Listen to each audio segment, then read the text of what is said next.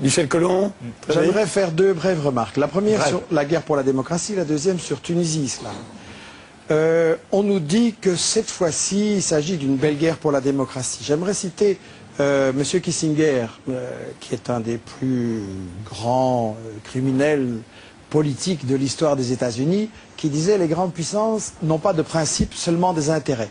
J'aimerais qu'on m'explique pourquoi, si vraiment on fait la guerre contre Kadhafi pour la démocratie, dans le même moment, on envoie des Saoudiens au Bahreïn mitrailler les manifestants.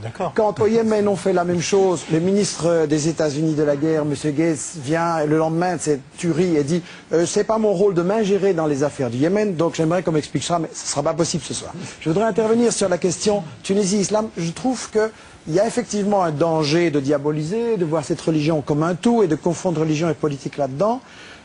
Pour avoir l'occasion de discuter avec beaucoup de musulmans, très peu se reconnaissent vraiment, c'est une minorité désespérée qui se reconnaît dans ce genre d'extrémisme.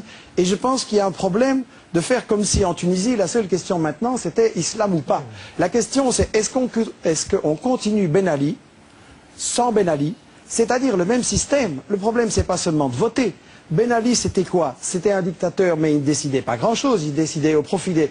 Il appliquait la volonté de l'étranger. Les richesses du pays, que ce soit le phosphate, le tourisme et les services, ça partait à l'étranger pendant que le chauffeur de taxi tunisien restait pauvre. Et la mafia tunisienne en a profité. C'est une mafia nationaliste. Je n'ai pas interrompu. Je voudrais juste finir sans être interrompu.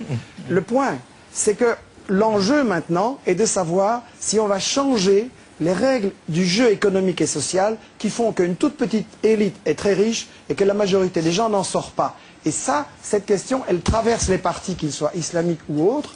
En Égypte, les frères musulmans, la direction est clairement la carte de rechange des États-Unis qui se prépare. Le régime militaire, s'il ne continue pas, on met les dirigeants des frères musulmans à la place. Mais les frères musulmans ont aussi éclaté en 5 courants parce que beaucoup n'acceptent pas ça et veulent non seulement la démocratie, mais aussi la justice sociale. Donc tout est de la faute des États-Unis. C'est ce que j'ai compris, mais j'ai peut-être pas tout compris. Ça, en tout cas, c'est là qu'on va arrêter cette conversation.